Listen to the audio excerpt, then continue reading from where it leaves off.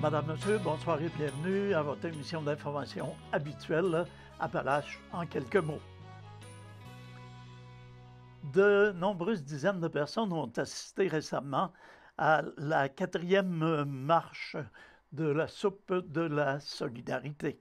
L'événement avait lieu vendredi dernier et était organisé par le Centre Femmes La Rose des Vents en collaboration avec la Corporation de développement communautaire des Appalaches, le Réseau d'entraide des Appalaches, la CEF Appalaches Beauce-Chemin et la JT.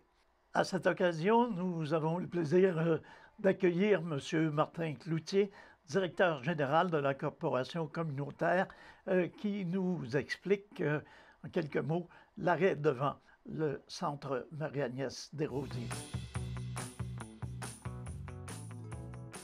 Alors, M. Cloutier, dans un premier temps, quelle était la raison ou l'objectif de l'arrêt devant le centre Marie-Agnès Desrosiers? Oui, en fait, c'est très simple. C'est que comme la marche de la solidarité, suivie de la soupe de la solidarité, se déroulait dans le cadre de la Journée internationale du 17 octobre pour l'élimination de la pauvreté, c'était important, on trouvait, d'arrêter devant la dalle commémorative de cette journée-là. Dans le fond, en 1987, il y avait 100 000 personnes de rassemblées sur le parvis du Trocadéro à Paris pour affirmer cette nécessité-là de lutter, de refuser la misère, puis tout ça en s'appuyant sur les droits universels de la personne, là. D'ailleurs, c'est à cet endroit-là, sur ce même parvis-là, qu'en 1948 avait été signée la Déclaration universelle des droits de l'homme.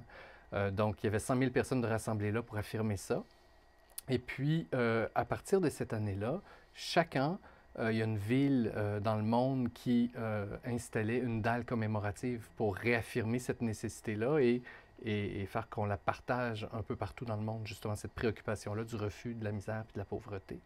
Donc, le 17 octobre 1997, 10 ans après, c'était au tour de Thetford Mines d'avoir sa dalle. Et c'est elle qu'on voit sans la voir sur le terrain, dans le fond, du centre communautaire. Et comme ça fait partie du paysage et que les gens y portent peut-être moins attention, on s'est dit que ce serait une bonne idée de le rappeler, d'en dire un petit mot.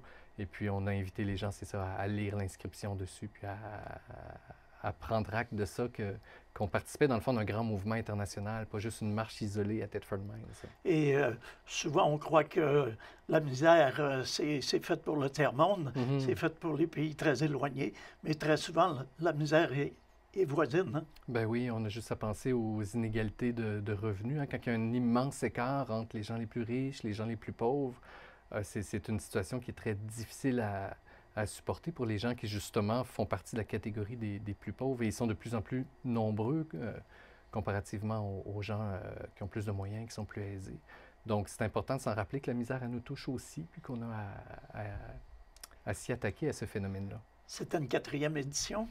4e ou 5e, j'ai un petit doute, mais oui, ça fait plusieurs années là, déjà qu'on marche comme ça. Et auparavant, il y avait des marches aussi dans le cadre du 17 octobre, marche au flambeau. Donc, ça fait longtemps qu'on perpétue cette tradition-là, mais cette édition-là, organisée par le Centre Femmes, c'est 4 ou 5 ans, là, je crois, là, que ça a lieu.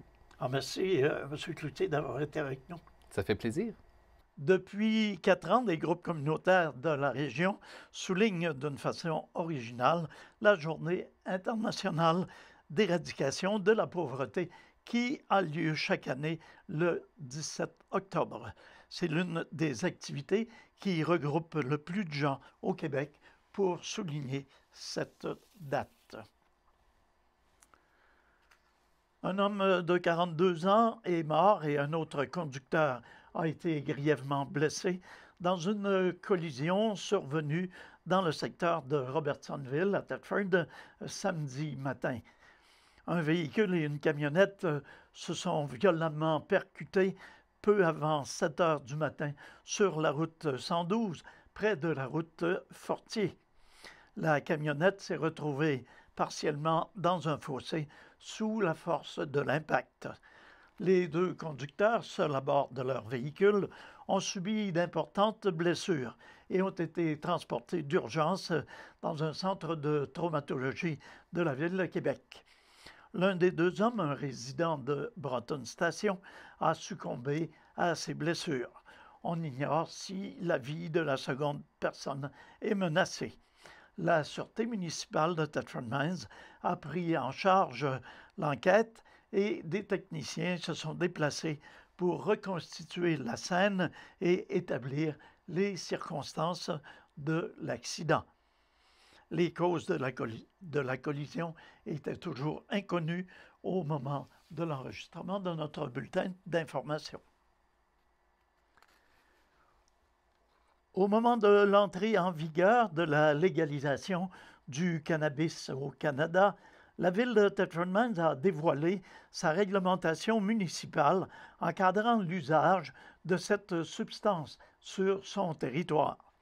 Selon le règlement 697 adopté par le conseil municipal le 15 octobre dernier, il sera défendu de fumer du cannabis dans les endroits publics tels que les rues, les trottoirs, les stationnements municipaux, les parcs et sur toute autre propriété ou dans tout bâtiment appartenant à la ville de Thetford Mines. L'interdiction de fumer vise l'usage de la cigarette électronique, de la pipe, d'un bong ou de tout autre dispositif de cette nature. Quiconque contreviendra au dit règlement commettra une infraction et sera passible d'une amende de 150 $ assortie des frais. À l'occasion d'une récidive, le contrevenant écopera d'une amende de 300 $ pour la deuxième infraction et d'une amende de 500 $ pour la troisième infraction et les infractions subséquentes. Pour sa part, le service de police de la ville de Thetford rappelle qu'il est criminel de conduire un véhicule avec les facultés affaiblies. Tout comme l'alcool et le cellulaire au volant, la consommation de cannabis nuit à vos capacités de conduire et par le fait même à la sécurité des autres usagers de la route. Nous vous rappelons que les membres du service de police sont d'ailleurs formés pour détecter les signes d'altération des sens par cette drogue. Par ailleurs, les sergents aux affaires publiques et relations communautaires effectuera la tournée des écoles du territoire afin d'informer les jeunes des impacts que peut avoir la consommation de cannabis et des aspects légaux et sécuritaires de la légalisation. Nous voulons encourager les citoyens de tous les âges à s'informer sur les effets qu'a le cannabis sur la santé et à faire preuve de respect et de civisme, de préciser M. Pierre Mathieu, directeur de la Sûreté municipale. Toute personne intéressée à en apprendre davantage sur la réglementation municipale encadrant la consommation, la vente et la production à des fins récréatives et médicales du cannabis n'a qu'à consulter l'adresse ville-de-Thetford.ca sous l'onglet Ville municipale. Dans une lettre ouverte au premier ministre du Canada, le député M.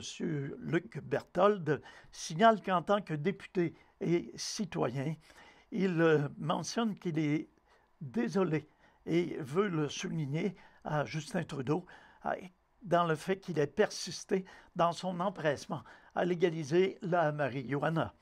Malgré les nombreuses et graves préoccupations exprimées par les forces de l'ordre, les employeurs, les médecins et des scientifiques, le premier ministre a délibérément choisi de les ignorer et d'aller de l'avant avec sa controversée mesure législative sur la légalisation du cannabis, de déplorer M. Berthold. Ce dernier ajoute que dès le départ, les forces de l'ordre ont sonné l'alarme sur l'empressement de Justin Trudeau en insistant sur le fait que les corps de police ne seraient pas prêts. Qu'a fait le premier ministre, s'interroge M. Berthold. Il les a ignorés. Des médecins ont également sonné l'alarme sur l'âge minimum requis pour se procurer du cannabis en arguant que les effets sur le développement du cerveau pourraient être catastrophiques. Qu'a fait le premier ministre? Il les a ignorée, souligne une deuxième fois M. Berthold.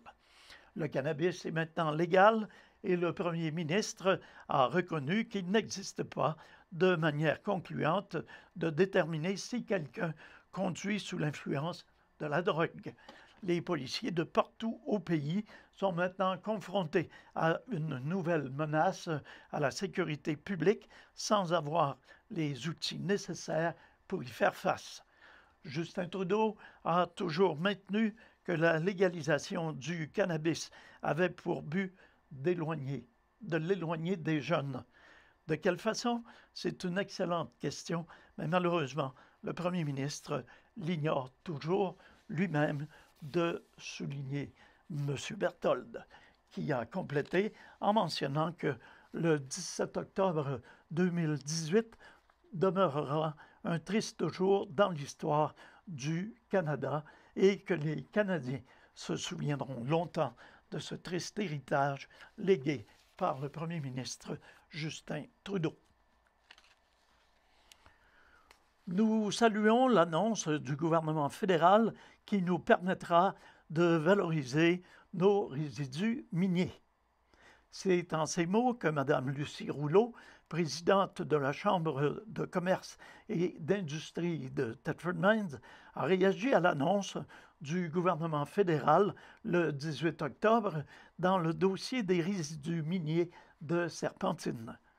En dépit de la persistance de certains intervenants dans l'espace public de confondre tous les types d'amiante, à savoir le chrysotile vis-à-vis les amphiboles, sans considération pour leur différence de dangerosité, nous espérons que la valorisation des résidus miniers pourra se concrétiser dans un encadrement sain et pragmatique, de mentionner Mme Rouleau.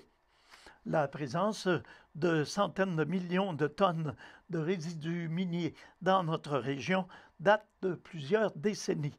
Nous avons appris à vivre en harmonie avec ces montagnes de roches qui constituent une ressource potentielle de richesse pour nos régions plutôt qu'un problème comme certains le prétendent. Le développement durable de nos régions et de nos ressources est une réalité avec laquelle nous avons appris à vivre depuis longtemps. Nous invitons nos entrepreneurs, notre population et nos élus à maintenir une approche positive et favorable à la mise en valeur de nos ressources en dépit des obstacles que certains mettront sur notre chemin. La persévérance est une de nos valeurs les plus importantes. À noter que la Chambre de commerce et d'industrie de Thetford Mines est un réseau de gens d'affaires regroupant près de 325 entreprises provenant de différentes sphères d'activité économique, industrielle, commerciale, professionnelle, de services, institutionnels et de travail autonome. La CCITM favorise ainsi activement le développement de sa communauté tout en veillant ainsi sur les intérêts de ses membres grâce à l'exercice de son dynamisme ainsi qu'à son pouvoir de représentation et à la force de son réseau. Ottawa a accordé une aide de 12 millions de dollars pour aider une entreprise à extraire le magnésium des résidus de mines d'amiante fermées, malgré les avertissements des responsables de la santé publique du Québec qui jugent que les protections en milieu de travail de la province sont encore défaillantes. Le financement fédéral accordé à Alliance Magnésium intervient un jour après qu'Ottawa eut décrété une interdiction nationale contre l'utilisation, l'importation et l'exportation de l'amiante qui prévoit une exemption pour les résidus miniers. Alliance Magnésium a mis au point une technologie permettant d'extraire le magnésium de plus de 800 millions de tonnes de résidus d'amiante situés à proximité des mines actuellement fermées, des mines ou plutôt des villes de Thetford Mines et d'Asbestos.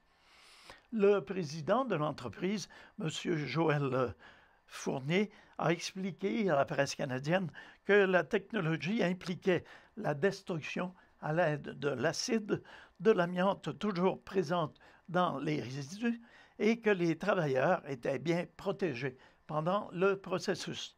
Cependant, les directeurs de la santé publique des 18 régions sanitaires du Québec ont averti la ministre de l'Environnement, Mme Catherine McKenna, plus tôt cette année qu'il était risqué d'exempter les résidus des mines de l'interdiction de l'amiante sans respecter des normes de sécurité adéquates. La norme québécoise, font-ils valoir, permet une exposition à l'amiante 10 fois supérieure à la norme nationale et 100 fois supérieure à celle de nombreux pays européens. Dimanche, le 11 novembre prochain, à compter de 13h30, il y aura une cérémonie à l'occasion du jour du souvenir. Cette année, le centenaire de la fin de la Première Guerre mondiale sera souligné à cette occasion. En effet, le 11 novembre 1918, à 11 heures, se terminait une guerre à laquelle plus de 650 000 hommes et femmes avaient participé. Plus de 66 000 soldats y avaient perdu la vie et 170 000 furent blessés chez les Canadiens et les Terre-Neuviens. Le 75e anniversaire de la libération de l'Italie sera également souligné à cette occasion, événement au cours duquel 95 000 Canadiens avaient participé et 516 décès et de nombreux blessés avaient été enregistrés dans leur rang. Vous êtes donc invité à vous joindre à la population de la grande région de Thetford, militaires en service, vétérans et population en général, à vous joindre aux célébrants à la place du Cénotaphe, coin Notre-Dame et Saint-Alphonse. Il faut continuer à se souvenir de ceux et celles qui ont servi dans ces guerres, sans oublier ceux et celles qui servent actuellement dans les différentes missions auxquelles le Canada participe. Nous nous souviendrons d'eux, de mentionner M. Claude Nadeau, organisateur de l'événement. Les super-héros et princesses qui sillonneront les rues de Thetford Mines en quête de friandises le mercredi 31 octobre prochain, jour de l'Halloween, pourront le faire en toute sécurité à compter de 16 heures. En effet, le service de sécurité incendie de la ville de Thetford, avec la participation du service ambulancier Cambie et des agents de surveillance de sentiers du club Quad Amiante, s'associeront au service de la sûreté municipale afin de patrouiller les rues de la ville jusqu'à 20 heures afin de sécuriser le territoire. Quant aux enfants, ils sont invités à respecter les consignes de sécurité suivantes avant de faire la tournée des maisons. Utiliser du maquillage plutôt que de porter un masque, revêtir un costume court et aux couleurs vives pour éviter de trébucher et pour être très visible, marcher dans les rues de la ville avec une lampe de poche, particulièrement en soirée, traverser en groupe aux intersections et à angle droit, jamais en diagonale, respecter les feux de circulation et les feux de piétons, marcher sur le trottoir et faire la collecte sur un seul côté de rue à la fois, visiter les maisons en groupe en étant accompagné d'un adulte, attendre sur le perron plutôt que d'entrer à l'intérieur des maisons, refuser de monter dans des véhicules conduits par des inconnus, prévenir les parents du trajet à parcourir et l'heure du retour, repérer les foyers qui arborent une affiche Parents secours, signaler tout incident au service de police en composant le 911 et faire la vérification complète des friandises avec les parents avant de les consommer. beaucoup de consignes, mais toutes plus importantes les unes que les autres. J'enjoins donc tous les conducteurs à demeurer vigilants en zone résidentielle et à réduire leur vitesse. La ville de Thetford Mines conserve un bilan positif depuis plusieurs années grâce à l'implication indéfectible de nos partenaires pour la tenue de l'opération Citrouille associée à la prudence des automobilistes, de conclure le directeur du service de police, M. Pierre Mathieu. Terminons avec quelques informations à caractère sportif. D'abord, du côté du hockey de l'Assurancia. Or, la troupe de Thetford Mines disputait 2 matchs en fin de semaine dernière. Le premier, jeudi le 18 octobre à Sorel-Tracy, et ce sont les éperviers de l'endroit qui ont eu le meilleur sur l'Assurancia par la marque de 3-2. Les hommes de l'entraîneur Bobby Barry ont repris l'action rapidement le lendemain, alors que les Blackhawks, ou plutôt les Blackjacks de Berlin, étaient les visiteurs au centre Mario Gosselin à compter de 20h30. C'est David Rose à Sorel-Tracy, en désavantage numérique, qui avait ouvert la marque pour Sorel-Tracy, et c'est également David Rose pour les Éperviers qui a porté le compte à 2-1. Par contre, Jean-Michel Daou marquait celui de l'Assurancia. Et finalement, Pierre-Luc Lessard avait réduit l'écart à 3-2 et le compte restait le même jusqu'à la fin de la rencontre, alors que les Éperviers de Sorel comptaient en prolongation. À sa 3e sortie avec l'Assurancia, le gardien Philippe Cadorette s'est illustré avec un 2e blanchissage cette saison dans une victoire de 5-0 vendredi soir au centre Mario Gosselin, victoire remportée devant les Blackjacks de Berlin. Et Cadorette effectuait 37 arrêts, soit devant autant de lancers des adversaires. C'est Matthew Medley qui a ouvert le bal et par la suite, Félix Petit marquait, tout comme Alexandre Tremblay qui marquait un 2e but pour porter le compte 5-0. Lors de ce match, Thomas Bellemare s'est frotté à un vétéran de la Ligue nord-américaine de hockey qui faisait un retour après une longue absence, à savoir Derek Parker. Et finalement, mentionnons que les filons football du Cégep de Thetford terminaient leur saison régulière au terrain multisport en fin de semaine, alors qu'ils se sont inclinés par la marque de 43-9 devant le Noir et Or de Valleyfield pour mettre fin à leur saison régulière locale. Il faut dire que les filons étaient sérieusement ralentis par les blessures.